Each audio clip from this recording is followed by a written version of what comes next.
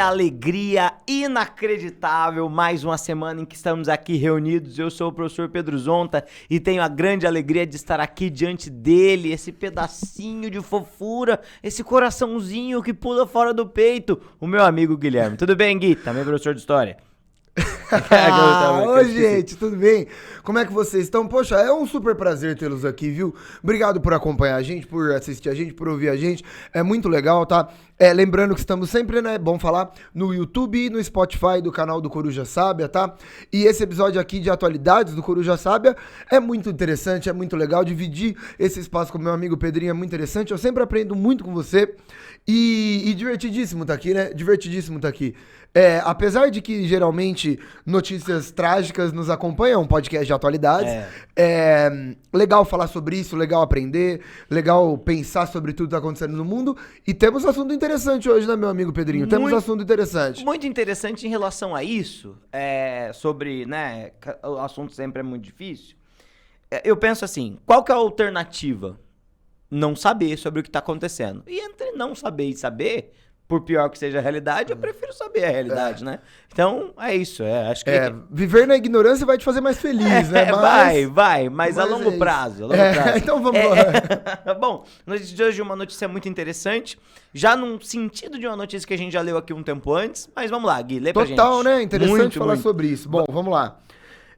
Da Exame, beleza? Manchete da Exame. Perfeito. Bom, candidata da extrema-direita, Giorgia Meloni tem vitória histórica na Itália. A líder do partido Irmãos da Itália, Fratelli da Itália, celebrou o resultado sem precedentes obtido e tentou tranquilizar os eleitores que não votaram em seu partido. Interessante, hein, Pedro? O que você tem pra falar sobre isso com a gente aí? Essa notícia, né, que é uma notícia dessa semana, inclusive, né? De agora, né? De agora, desse final de semana que isso apareceu. Essa notícia é uma notícia particularmente muito interessante pra gente, e ela vai aparecer muito no noticiário por uma razão muito específica, tá? A gente já vai falar já um pouco do Fratelli d'Italia, como que é um partido da extrema-direita, o que significa extrema-direita italiana e tudo mais. Mas antes da gente chegar nesse nível da análise, a coisa é... Por que essa notícia faz o noticiário? Por que os noticiários falam tanto dessa questão da ascensão desse partido, que tem muita gente falando que é um partido pós-fascista, muita gente falando que é um partido neofascista, não só porque a Itália é o berço do fascismo, e aí isso tem um peso, né? Uma coisa é falar de um partido neonazista, outra coisa é falar de um partido neonazista alemão, uma coisa é falar de um partido fascista, outra coisa é um partido fascista italiano, o peso é muito maior. Mas tem a ver principalmente, Gui, com o fato de que a Itália, ela é uma das fundadoras da União Europeia, perfeito? E da mesma maneira que a gente falou lá atrás sobre a história da França, sobre as eleições francesas, por que as eleições francesas estão sempre na pauta quando a gente fala das eleições? Porque a França também é um desses membros fundadores da União Europeia. E aí, por que um partido da extrema-direita, ele sempre tem um peso assim quando a gente pensa o mundo? Porque, no geral, essa extrema-direita é eurocética. E aí, isso vai chamar atenção também, entende? Esse termo é interessante, esse termo é novo, né? Eurocética. Eurocético. Interessante isso. E aí, isso é novo, né? Isso tem aparecido agora nessa linha. Sim, se a gente pensa lá, né? Por exemplo, no começo dos anos 2000, a gente lembra, né? A gente tava ali na escola e tal, mas o que se discutia naquele momento? A criação desse hiperbloco econômico que é a União Europeia, isso aí. E que esse hiperbloco, ele era uma frente aos Estados Unidos, que era a única frente econômica global. E mais, tipo, foi além de econômico, né? Sim. Da Europa ser quase um país só, né? De uma linha de uma moeda, de total livre circulação, de todo mundo junto ali, né? E se a gente olha para a prática, a União Europeia de fato provoca um crescimento econômico abundante, né? Se a gente pega o caso da Itália, especialmente, a Itália historicamente sempre esteve atrelada a uma miséria terrível. Se a gente vai para a Itália na década de 1970, a gente tem um norte mega industrializado e desenvolvido e um sul agrícola subdesenvolvido, assim, do ponto de vista que parece mesmo as comunidades agrícolas do Brasil ali, né, no seu momento da década de 1970, 70, não existia a ideia da valorização dos produtos italianos, mas a formação da União Europeia traz essa ideia, a ideia da denominação de origem controlada, que é muito comum para vinhos, né, que é muito comum na Itália para queijos, que é muito comum para produtos agrícolas. Isso vai fazer com que a economia e a agricultura da Itália se desenvolvam. E aí, com esse sorgimento, quando a gente pensa na economia italiana, com esse crescimento da economia italiana, com esse fortalecimento da economia italiana, você tem também uma elevação ali das camadas baixas, das camadas médias, só que muitos desses grupos não olham para trás e falam, olha, a União Europeia que traz isso, é o crescimento da própria Itália que faz isso. E aí os partidos, e aí a gente pode entrar já conversando um pouquinho nessa ideia desses partidos ultranacionalistas. O ultranacionalismo, que a gente vê agora acontecendo na França, acontecendo na Itália, surfa nessa onda, então, de uma economia estável e positiva. Então, a economia tá bem em comparação com o que teve historicamente. Não é o auge da economia, porque quando a gente pensa, os preços têm subido por conta das questões com a Rússia e tudo mais, da alta do petróleo, dos preços mundiais, mas também se acompanha nesse momento um problema, pelo menos visto por essas pessoas, que é o problema das imigrações. Então, já a gente vai falar de quais são os pilares dessa extrema-direita italiana, mas a ideia é, olha, parece que nesse momento em que a coisa econômica não tá tão bem, há uma ameaça constante de que essas pessoas venham de fora da Europa e tomem os nossos empregos, sabe? E isso tudo acaba fazendo parte desse cenário. Certo, Gui? É impressionante como a ideia de uma direita na Europa, ela tá muito associada a uma ideia nacionalista. Sim. E essa ideia vai carregar tanto esse pezinho ou pezão, né? Xenofóbico, Os dois. que é uma ideia anti-imigração, mas é uma linha meio xenofóbica para com a própria Europa, né? Então essa ideia de se fechar, de ser eurocética, de ser contra a ideia de uma integração dentro do continente europeu. Isso pra mim é muito interessante. Porque você pega... Cara, a gente já falou sobre isso, mas o Brexit, a ideia do Reino Unido sair da União Europeia. Cara, tem uma linha dessa. Tem. Cara, a ideia da França sair dessa, a ideia da Itália nessa, a Suécia entrou nessa. Sim. Então é impressionante como contar a história de uma direita europeia vai ter carregado a ideia de um isolacionismo. Porque é uma linha bem nacionalista, uma ideia de que meu povo é melhor, né? E isso, inevitavelmente, é uma ideia perigosa, né? Ainda mais se você for pensar no histórico europeu. Sim. É uma ideia perigosa graças ao histórico europeu e é uma ideia muito perigosa porque essas economias não são mais as economias coloniais do século XIX, do século XX. O isolacionismo no século XXI, ele não é tão funcional assim, né? Ele não tem muita lógica. A gente tá pensando... Imagina o seguinte, imagina que a gente tira a Itália da zona do euro. O que vai acontecer com a imigração da zona da Itália? Entende? A imigração não, perdão, o turismo. É óbvio que a Itália continua sendo um dos faróis do turismo europeu. Só que isso tem a ver com um pacote. O cara que viaja da América para a Europa, por exemplo, não vai só para a Itália. Ele não vai passar as férias dele inteiro para a Itália. Quando o cara tem a possibilidade, ele vai Itália, França, Espanha, Portugal, Alemanha, Inglaterra, justamente por conta desses movimentos. Mas aí, Pedro, eu acho um negócio legal. A Meloni acaba de ser eleita, né? O partido dela teve a maioria, a coalizão dela teve a maioria no parlamento, então ela vai ser eleita. O primeiro discurso dela, eu achei isso interessante. Ela não é boba, né? Não. Ela não tem um discurso... Aquele discurso de uma direita maluca, que vai falando conspiracionista. Ela é pé no chão. A primeira coisa que ela assinou foi pra Europa. Ela falou, não é pra Europa ficar com medo. A gente não vai se isolar da Europa, a gente não vai excluir a Europa. E isso foi um discurso interessante dela, né? Eu achei que ela tá entrando com um discurso bem mais moderado do que se ela se criou, né? Ela já falou que ela admirava o Mussolini, que ela tinha as origens no Mussolini, ela tem toda essa ideia, ela já declarou algumas coisas assim. Hoje, ela tá com uma linha mais moderada pra ganhar apoio de quem não a apoiou e pra não se isolar do resto da Europa. Eu achei ela esperta, né? Não sei o que você achou. É preciso... A gente falou isso um pouco quando a gente falou da Marine Le Pen lá atrás, né? Tem que se entender que uma coisa é ser oposição, não é? E aí a oposição, claro... Ainda mais quando se pensa em mídia hoje em dia, né? E cobertura, em mídias sociais, na figura de oposição... existem algumas coisas que se fala para chamar atenção e para energizar a base, né? Muito nessa linhagem do que a gente vê mundo afora na política atual. Mas quando se transforma em situação, quando se transforma na política, é o momento de se fazer as coligações, fazer as coalizões, fazer os grupos da política, especialmente na política italiana. E eu acho que vale a pena a gente falar um pouco disso agora, tá? Vai lá, manda então, ver. É o seguinte, ó. Vamos pensar, né, o que a gente teve, tá? E aí vamos falar em números e falar dessa política estável agora, do que a gente tem. A gente tem na Itália um modelo que é um modelo semipresidencialista, perfeito? Então significa que a gente tem um presidente da República e tem um primeiro-ministro, ok?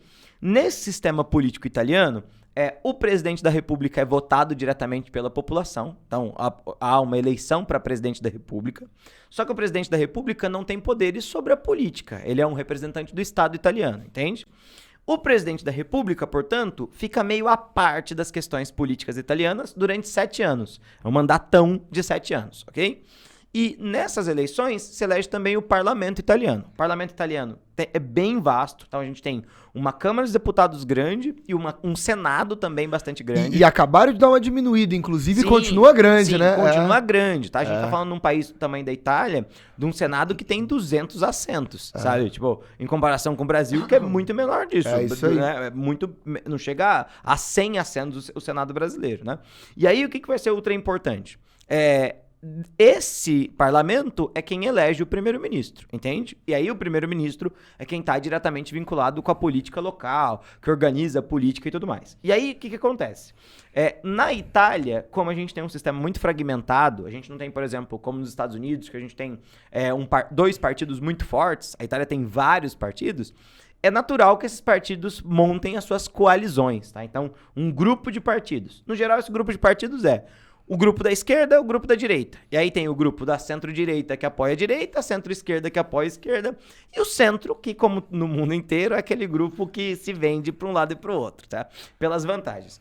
No caso da Itália, o partido que acabou de ser eleito com essa ampla maioria da Meloni, que é o Fratelli d'Italia, ele obteve 26% dos assentos totais. Então, ele tem pouco mais de 1/4 dos assentos do parlamento, entende? E para conseguir governar bem, é ideal que esses partidos tenham pelo menos 50%, porque aí você não precisa ficar negociando demais e tudo mais. Ela tem uma aliança tradicional, já com Forza Itália, que está vinculado ao antigo primeiro-ministro Silvio Berlusconi, que é uma figura icônica da política italiana, icônica não para o bem. Icônica, conhecida pela honestidade. É um cara que, pra vocês terem uma ideia, tem uma série de denúncias, eu não vou ser leviano aqui, uma série de denúncias contra ele por envolvimento com máfia, com questões vinculadas ao Banco Vaticano, que deu um pau gigantesco na Igreja Católica na década de 70. Quem nunca? Mas nunca nada disso foi muito pra frente, porque ele era dono dos principais jornais da Itália. Então, sabe? E também com o Liga, que é do Matteo Salvini, que era o nome da política italiana mais importante, se a gente voltasse 2 anos atrás no noticiário, tá? Somados esses todos, essa liga toda, há cerca de 43,8% dos votos totais da Itália para esse grupo, o que vai corresponder a quase 50% ali dos membros do parlamento vinculado com esse grupo. Ou seja, eles têm a ampla maioria. Claro, significa que tem também grupos fortes que estão contra eles, tá? E aí, quais são os 3 pilares principais dessa união? Então, o que está por trás? O que essa eleição da maioria dessa direita italiana traz para a política italiana? Primeiro pilar fundamental. O Liga, que é o partido do Matteo Salvini, inclusive ele ficou muito famoso enquanto ele era ministro do interior, que é tipo o ministro da Casa Civil lá da Itália, ele é o cara, esse partido é o partido que defende profundamente as políticas anti-imigração. Então, esse é um elemento fundamental que dá vitória para esse grupo. Então, essa política anti-imigração tem muito a ver com o medo. Então, veja, esses muçulmanos, né? Então, na Itália, que é um país muito católico, esse povo, principalmente muçulmano, vem para a Europa e isso perde as bases da nossa Europa, isso faz com que a gente perca a nossa característica cultural. Essas pessoas vêm para cá para roubar os nossos empregos, tá? E aí, de novo, isso tudo tem a ver com essa visão ultra preconceituosa em relação ao imigrante, de que ele não abraça a nova cultura, de que você não hibridiza hibridiza a nova cultura. É muito curioso a gente ver a Itália falando isso, tá? Porque se não tivesse imigração italiana, esse programa aqui não existiria, basicamente, sabe? Metade do Brasil e 80% do estado de São Paulo não existiria. E é no mínimo bizarro esse tipo de discurso. É importante também, e pesando a discussão, eu entendo hoje, um dia a gente com certeza ainda vai falar sobre isso, mas eu entendo hoje a base nazista antissemita para além de uma noção de discriminação religiosa, uma noção xenofóbica também, né? Sim. O discurso que a Alemanha teve para com o judeu é muito parecido com isso. Sim, profundamente. É muito parecido com isso. Então, a xenofobia é um negócio muito sério, muito sério. A gente tá falando disso pra cair numa política de ódio, de extermínio, de perseguição, é realmente perigoso. E aí combina isso, Gui, uma coisa que eu tava pensando no caminho pra cá, inclusive. Tem isso da questão religiosa, tem isso da questão racial, né, entre aspas, né, étnica, como a gente costuma dizer. Mas tem uma outra questão, em especial em relação à Itália, que a Itália é um país de uma população que envelhece constantemente, né? E essas ondas imigracionais são ondas de pessoas novas, em idade de trabalho e tudo mais. E há um pouco desse medo do eles vão substituir a gente. Consegue entender? Né? Como se fosse automático, assim. E não é assim que as coisas funcionam. A gente está pensando de uma nação que se mescla. Vou te dar um outro exemplo muito curioso que eu ouvi há pouco tempo. Em algumas cidades da Itália, do interior da Itália, é proibido se plantar a couve chinesa. Porque grupos chineses estão comprando terras na Itália, iniciando produção agrícola por conta da terra e tudo mais, e eles trazem a couve chinesa. E falam, não, esse produto é um produto exógeno, ele não nasceu na Itália, e ele prejudica a cultura italiana. Envolve um romantismo, né? Ô Gui, deixa eu perguntar uma coisa. O que é um dos principais produtos que a Itália é famosa? O molho de tomate. Loucura, e né? o tomate nasceu aonde?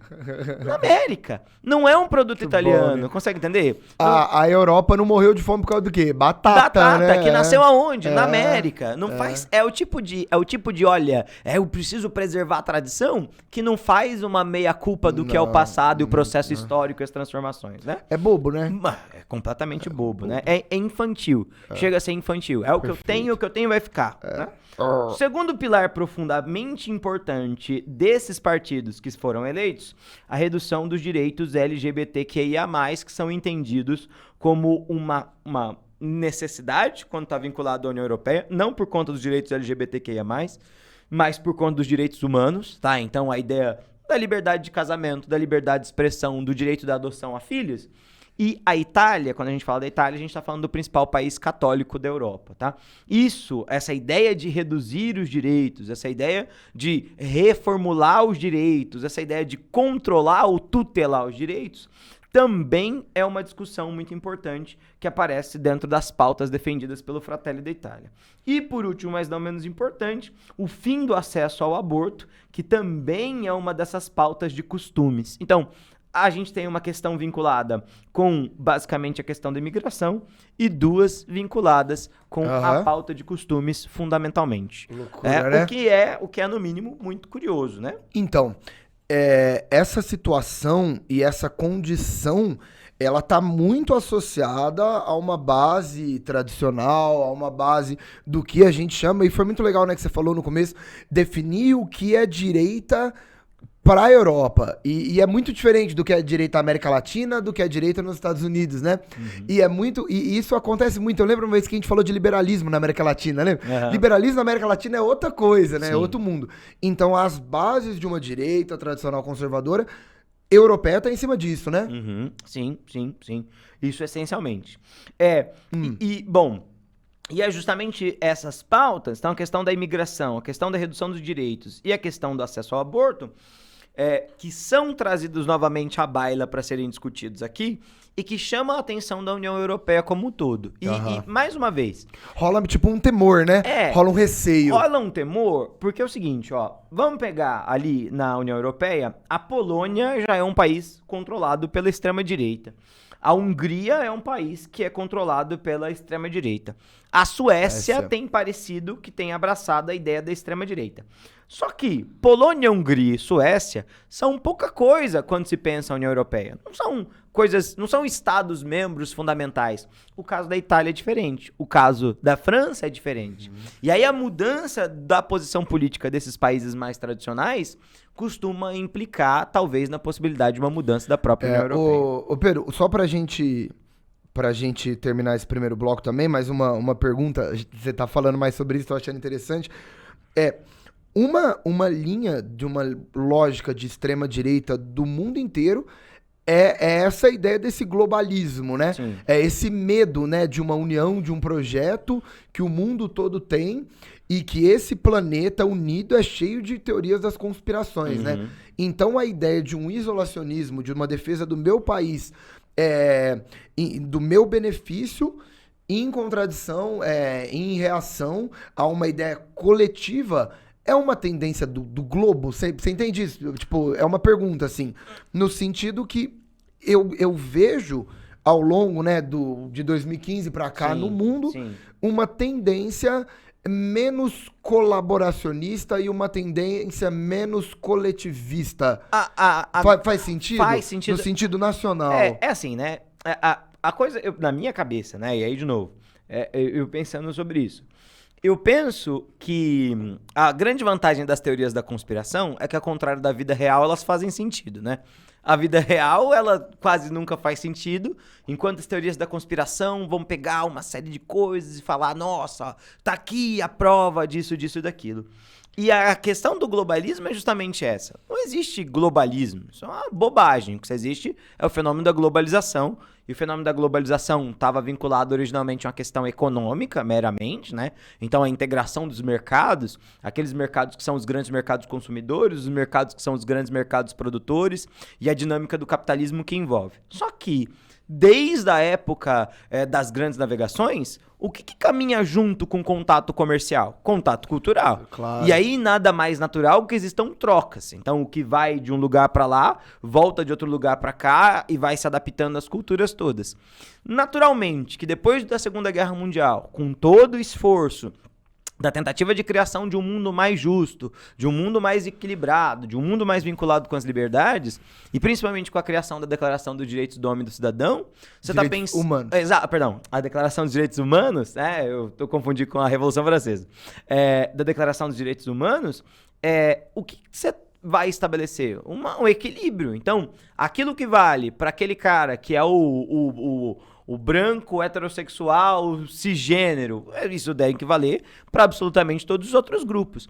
E o que se pensa cada vez mais e mais é só em critérios de igualdade. Globalismo é uma visão de que esses direitos que são concedidos ao longo do tempo são bobos, não deveriam ser aplicados, ou que deve haver uma característica moral para a aplicação dos direitos, o que é, em absoluto, uma ideia que é estranhíssima. Perigosa, né? É estranhíssima. Eu percebo que, pós-Segunda Guerra Mundial, a gente teve um encaminhamento do mundo de cada vez maior integração, né? Sim. Pensa no tanto de bloco econômico, no tanto de aliança, no tanto de grupos internacionais que foram formados. E o mundo se fortaleceu nisso. E hoje eu vejo o contrário, hoje eu vejo as pessoas saindo, né? Hoje eu não vejo tanto grupo internacional sendo criado, eu vejo mais grupos internacionais sendo desfeitos. E eu acho que essa é uma tendência talvez perigosa, né? Não sei como a gente encara isso. Sim, sem sombra de dúvida. Mas eu entendo a humanidade de um ponto de vista cada vez mais nacional e individualista. Trilhar o caminho desse nacionalismo exagerado é uma coisa que o mundo já fez. E nas duas grandes vezes que o mundo trilhou o caminho do grande nacionalismo, a gente teve a Primeira Guerra Mundial e a Segunda Guerra Mundial. Ponto. Tem que fazer. Cara, vamos falar dessa história então. Vamos contar a história da Itália? Vamos rodar uma vinhetinha pra nós e vamos falar sobre a história italiana. Bora lá. Bora. Bom, eu tô aqui. Bom, quer que eu fale? Gui, seguinte. Então a gente falou um pouquinho dessa ideia da Itália, da política italiana hoje, assim. Mas não é de hoje que a Itália teve um movimento ultraconservador ou coisa parecida que tenta restaurar uma nação italiana. Da onde vem a ideia de que uma Itália não estava tão restaurada e o que esse movimento propôs? De resgatar as glórias do grandioso Império Romano, né? Bom, gente, vamos lá. Então, o negócio é o seguinte, ó. Primeira coisa que a gente precisa lembrar, a Itália é um país de formação, de unificação tardia dentro da Europa, isso é muito famoso, né, nas aulas de história, porque enquanto que a maioria dos reinos europeus são formados naquele contexto de Baixa Idade Média, começo de Idade Moderna, a Itália e a Alemanha não se formaram. A Alemanha passava por um império estranho, né, por uma federação, um império federativo maluco, que era o Sacro Império Romano Germânico, e na Itália tinha um problema mais sério ainda, que era uma península toda recortada, inclusive com territórios da igreja, com territórios dentro do Império Austríaco, com territórios que, apesar de serem de nação italiana, não se davam bem, né? De novo, o Pedro falou que é muito interessante, a história da Itália é um norte burguês liberalzão, e um sul pobre, com ideais populares, sociais, e eles nunca se bateram. Somente em 1861, que é proclamado um reino chamado Itália, e ainda um reino sem algumas partes, faltando lá a região da Veneza, que estava na Áustria, faltando os estados papais. Isso é complicadíssimo, né?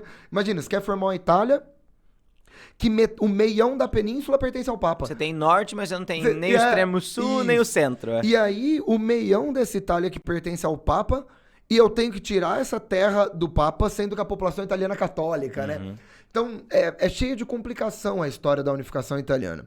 Mas ela se forma, a Itália nasce nessa segunda metade do século XIX, como uma monarquia parlamentarista, beleza? O reino que liderou esse processo foi Piemonte, né, lá de Turim, e o Vítor Emanuel II, da Casa de Savoia, ele inicia a história italiana, pelo menos no sentido de ter um Estado, beleza? Bom, essa Itália, ela nasce muito próxima da Alemanha. A história italiana é uma história muito irmã da Alemanha, porque, de novo, os dois países se formaram no mesmo contexto. E quando eles nascem, eles já fecham uma série de alianças. Tanto é que, inicialmente, na Primeira Guerra Mundial, a Itália está do lado da Alemanha.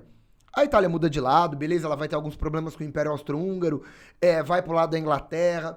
E a Itália, olha que interessante, ela sai da Primeira Guerra Mundial como vencedora, mas ela não ganhou as vantagens e os prêmios dos vencedores. Então foi uma vitória meio frustrante, né? Uma vitória meio frustrada.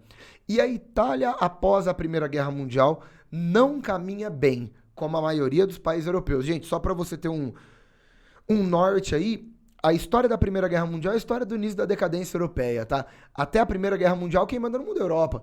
Desde as navegações e desde os grandiosos impérios. Aí teve Primeira Guerra Mundial, essa Europa não é mais a mesma. E a Itália entra nessa. Bom, vamos lá. Primeiro, a Primeira Guerra Mundial determina a crise do liberalismo.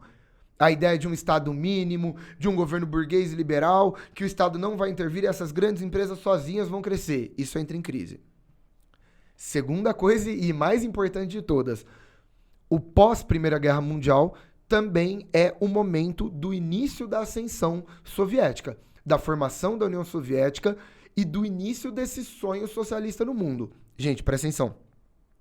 Ao longo do entreguerras, basicamente todos os países do mundo viveram a formação de partidos comunistas. Não sei se você concorda comigo. Sim. A história entre a Primeira e a Segunda Guerra, o planeta vê movimentos socialistas se formarem, no Brasil, inclusive, né? No governo constitucional do Vargas, é famoso isso. Bom, o que vai acontecer, gente? A Itália, após a Primeira Guerra Mundial, entre 1918 e 1920, vive 2 anos de muita expansão socialista. Muita expansão socialista mesmo, tá bom? Trabalhadores tomando fábricas, projetos de formação de partidos comunistas, socialistas, o anarcossindicalismo é muito forte na Itália, tanto é que no Brasil, quando tem o movimento da greve geral, é anarcossindicalista, porque são imigrantes italianos. Sim. E aí essa Itália começa numa onda forte pro comunismo, ao mesmo tempo que o liberalismo entrou em crise. Pedro, temos um problema. Sim. O liberalismo, que era a solução capitalista, tá em crise. E o socialismo não para de crescer no mundo. É necessário uma força ultrapoderosa e centralizada para bater de frente com essa expansão comunista. É aí que nasce a ideia dos governos fascistas. E, incrivelmente, a Itália é o primeiro país do mundo a ter isso. O termo fascismo é italiano. Vem do fascio, né? Que era uma arma simbólica lá do Império Romano, que significava a união do povo seguido por um grande líder. E em 1919 é fundado o PNF, né, o Partido Nacional Fascista, liderado por um rapaz chamado Benito Mussolini, e que ganha muito apoio dessa linha conservadora, dessa linha religiosa, dessa linha de grandes empresários dentro da Itália. Por quê? Por conta das mesmas ideias que a gente estava falando agora. Desse medo de comunismo, desse medo de socialismo, desse medo de imigrante. E esse medo faz com que uma grande frente de tendência elitista e conservadora dentro da Itália apoiasse Benito Mussolini. Em 1922, aí entra uma discussão, viu? Eu queria saber até a sua opinião.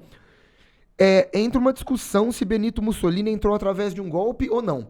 Porque sim. Em 1922 tem um evento que a gente chama de Marcha sobre Roma, em que a milícia do Mussolini, os camisas pretas, ou camisas negras, eles tomam a cidade de Roma e fazem uma marcha. E aí o rei, que já é Vítor Emanuel III, convida o Mussolini para tomar o poder como primeiro-ministro. E aí tem os dois lados, tá, gente? Isso é uma discussão historiográfica e existe essa briga aí. Por um lado, não é um golpe porque ele foi convidado para assumir o poder. Sim. Mas por outro lado, é golpe porque os caras tomaram a cidade e obrigaram ele a ser convidado, né? Sim. É um golpe dentro da lei, é um golpe constitucional, né? Interessante isso. É muito curioso porque tem... É questão de interpretação. Legalmente não é problemático, né? O rei convidou, o rei tem o poder de colocar e descolocar. Então, nesse sentido, não é um golpe. Mas no sentido da pressão que essas milícias do Mussolini criou, acaba sendo considerado um golpe, né? Isso porque esse grupo, né, dos camisas negras é um movimento paramilitar, né? Eles se vestem, você vê as fotos, eles se vestem como militares, se portam como militares, mas eles não são militares coisa nenhuma. É uma milícia, né? É uma milícia. Exército particular. Exato. E aí daí vem a ideia do golpe, né? Mas é curioso. É o golpe que não é golpe. É o golpe que não é golpe, né? Bom, em 1922, nessa marcha sobre Roma, Benito Mussolini ascende como primeiro-ministro. Gente, o Mussolini ele fica no poder como líder fascista italiano de 22 a 43. Bastante tempo. E de 22 a 25, de 1922 a 1925, é um governo bem moderado, tá? Ele entra, tenta conversar com os outra galera, entra numa linha que a galera fala que ainda não é o totalitarismo, a ditadura fascista do Mussolini. A partir de 25, ele ganha apoio irrestrito do rei. Vocês me desculpam, mas o Vítor Emanuel III é um bundão, porque ele se ausenta completamente de todas as responsabilidades. Ele dá carta branca pro Mussolini. Ele não... Tanto é, Pedro, a gente vou entrar em outra discussão aqui política. Teoricamente, uma ditadura teria que ser republicana. Sim. Mas não é republicano, porque tem um rei. Mas é um rei tão ausente, tão longe, que é uma ditadura. Entendeu o que eu tô te falando? Você lembra? O Mussolini faz uma ditadura, mas tem um rei. Mas esse rei não faz nada. O Vítor Emanuel III, ele é muito passivo. Você lembra quando... É engraçado, né? Lembra... É curioso, quando a gente fala lá de Portugal, do absolutismo português, a gente fala que o principal nome do absolutismo português não é um rei. É o Marquês de Pombal. Ué, né? Nesse caso, será que a gente poderia usar a palavra absolutismo? É que tá muito descolada no tempo, óbvio, né? E que existe uma organização parlamentar e tudo mais, daí que vem a ideia do maluco, né? De ditadura, mas é bizarro, né? E o Mussolini vai fazer um governo próprio, pessoal dele, então ditatorial, mas tinha um rei lá. Mas é o rei, tanto é, gente, que vamos lá, só dando um spoiler aqui. Caiu o Mussolini, daqui a pouco cai rei e proclama a república, né? Bom, e o Mussolini de 25 pra frente faz uma ditadura das maiores possíveis, tá? Partido único, perseguição ferrenha a opositores, com ideais muito próximos, cara, de uma xenofobia, de uma discriminação, de um antissemitismo, lembrando da proximidade de Mussolini com Hitler, tá? A Alemanha nazista e Itália fascista eram melhores amigas, tá? O Mussolini e o Hitler têm inclusive uma vida pessoal, né, próxima ali. Sim. Bom, e a história dessa Itália fascista é uma história, vamos lá, de um lado, fechar qualquer organização socialista, comunista, qualquer base de trabalho sindical. O sindicato, aliás, foi controlado pelo Estado, né? A Carta del Lavoro, o Mussolini dando o direito trabalhista, ao mesmo tempo que ele controla o trabalhador. Adivinha quem no Brasil se inspira muito nele? É um cara chamado Getúlio Vargas. Ô Gui, posso só fazer uma nota em relação a isso, né? É até interessante a gente pensar esse momento, porque a gente não pode esquecer que o trabalhador, ele é um público a se competir, não é? E aí, o que a gente vai encontrar? O fortalecimento do Estado fascista italiano significa uma aproximação da base trabalhadora, porque existe uma briga entre a esquerda socialista, anarquista, e o fascismo sobre a quem pertencem os trabalhadores, né? E qual vai ser a diferença fundamental, né? Vai ser a ideia do nacionalismo profundo. Quando a gente pensa em socialismo, ou anarquismo mesmo, a ideia está vinculada muito ao trabalhador internacional. Boa. Faz parte do manifesto comunista, né? Trabalhadores do mundo univos. Então não importa o lugar da onde vem o trabalhador, o que importa é que ele seja um trabalhador. Por isso, independente do país, um país socialista, a bandeira é vermelha, porque ela é o símbolo do trabalho, né? Dessa classe social. No caso da Itália é diferente. Não importa se você é trabalhador, o que importa é se você é italiano. E aí a ideia não existe diferença de classes dentro da Itália. Nós temos os trabalhadores, a burguesia, todo mundo junto para a formação dessa grande Itália, né? A grande diferença do fascismo é a ideia da criação de leis de proteção do trabalhador, que tem o objetivo único e exclusivo da manutenção desses trabalhadores que são italianos, ponto, acabou, né? Curioso isso, muito interessante. Curioso isso, desculpa ter te atalhado. Não, eu adorei.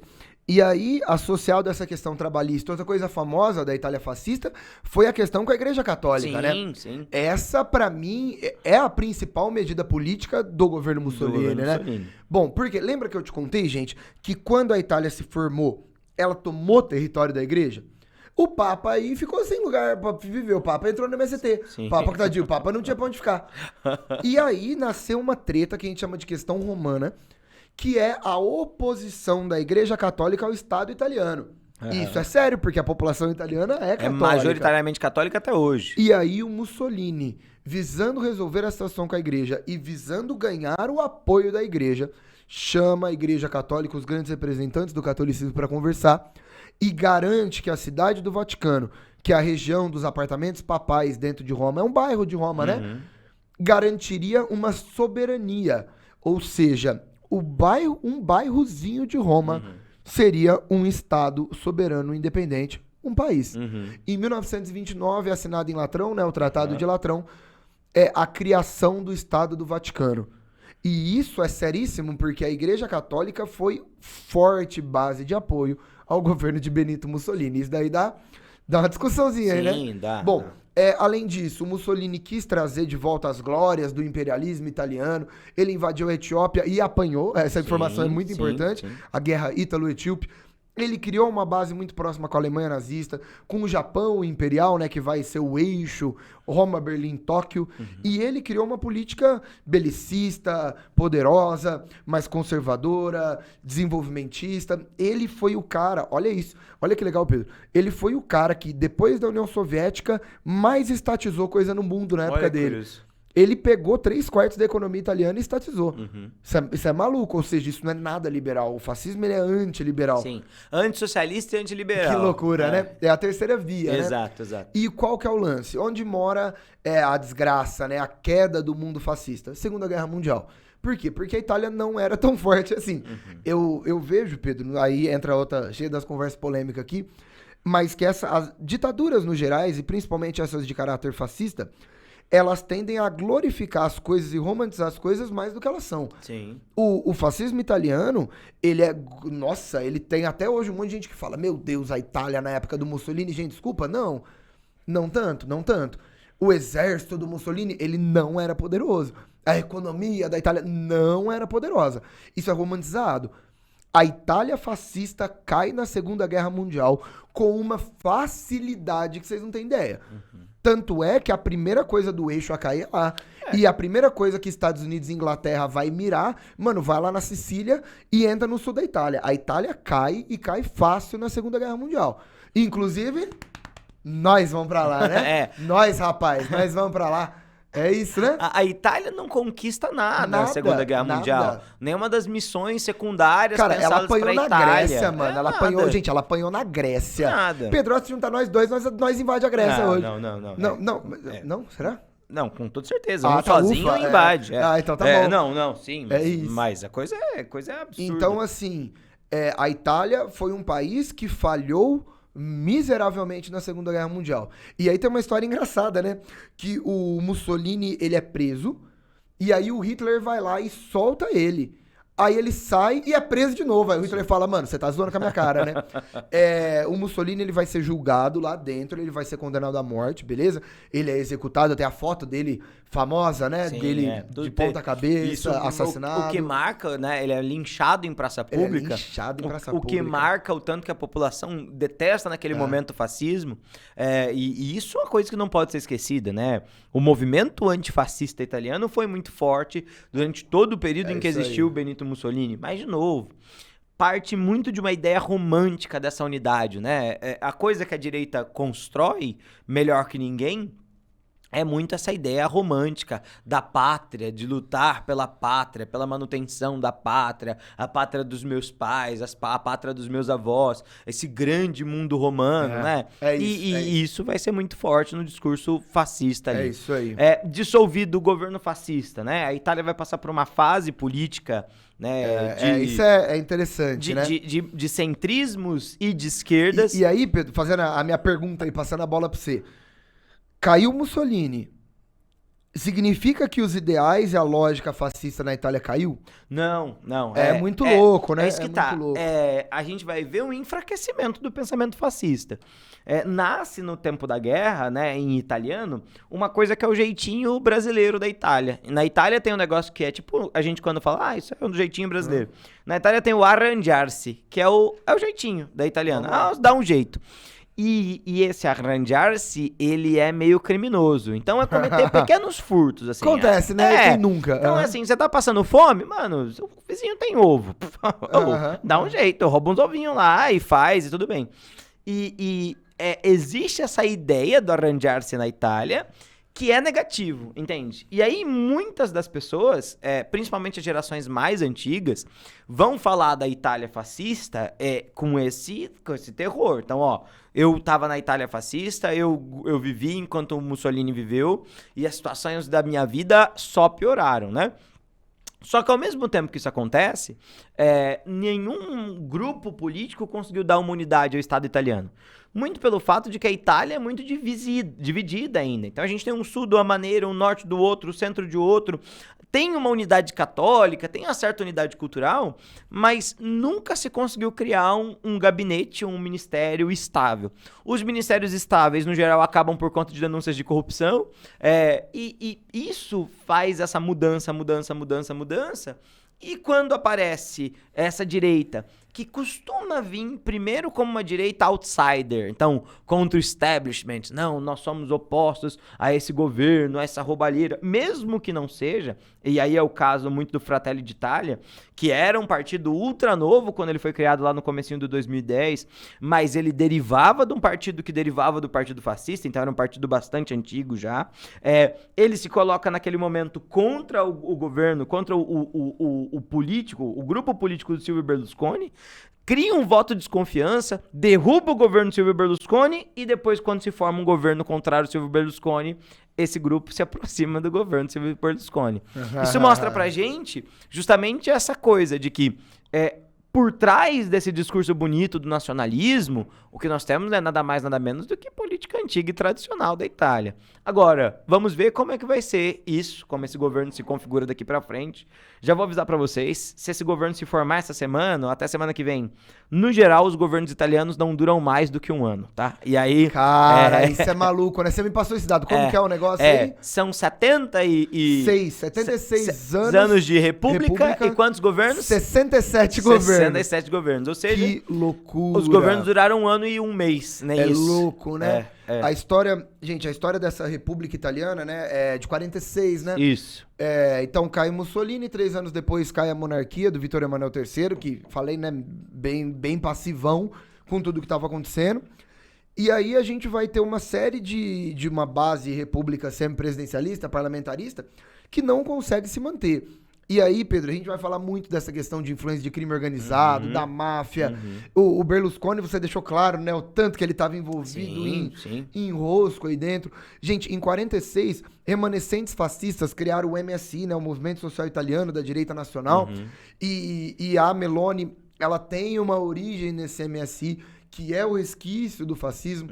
Então, a República Italiana é uma das mais instáveis, atualmente falando, da história europeia, né? Do mundo europeu. É uma república... O que é curioso, né? Instável aqui não significa que ela vai acabar com ditadura ou coisa parecida. Instável aqui significa que ela não se mantém, não tem uma discussão, não tem uma política prolongada ou coisa parecida. E isso é sério, porque, poxa, se você estabelece um mandato e esse mandato nunca acontece... Cara, o Brasil já passou muito por isso, né? Cara, pega na história da República Brasileira. Qual seria a porcentagem de presidentes que começou e terminou um mandato perfeitamente bonitinho? Isso é sério. Isso é sério. Então, a história da República Italiana é uma história ainda instável. A Meloni entra agora e a gente vai ter que ver o que espera, porque, de um lado, o discurso dela é um discurso que ela sabe ser moderada, mas ela cara, ela representa um negócio complicado na história italiana. Foi muito legal que você falou, é diferente o fascismo em outro lugar. É o fascismo, o neofascismo na Itália. Esse peso é diferente. E, de novo, a tradição dessa República Italiana, em 76 anos, 67 governos passaram por ali. Será que o dela dura? Vamos ver. Será que o dela dura? É isso, né? Vamos encerrar por aqui. É isso, né? Mais do que feito, mais do que falado. Exato. Fechou? Perfeito. Gente, muito obrigado por acompanhar a gente. Lembrando que estamos toda quarta-feira, 19h15, no YouTube e no Spotify do canal do Coruja Sábia. E é uma delícia encontrá-los. Muito obrigado. Manda sempre sugestão, ideias. Temos muita coisa pra falar. Não acaba assunto, né? Nunca. A gente começa a parar, não para. E é isso. Então a gente espera trazer muita coisa legal pra vocês. Fechou? Muito obrigado e até semana que vem. Valeu, gente. Valeu. Tchau, tchau. Até mais. Tchau, tchau.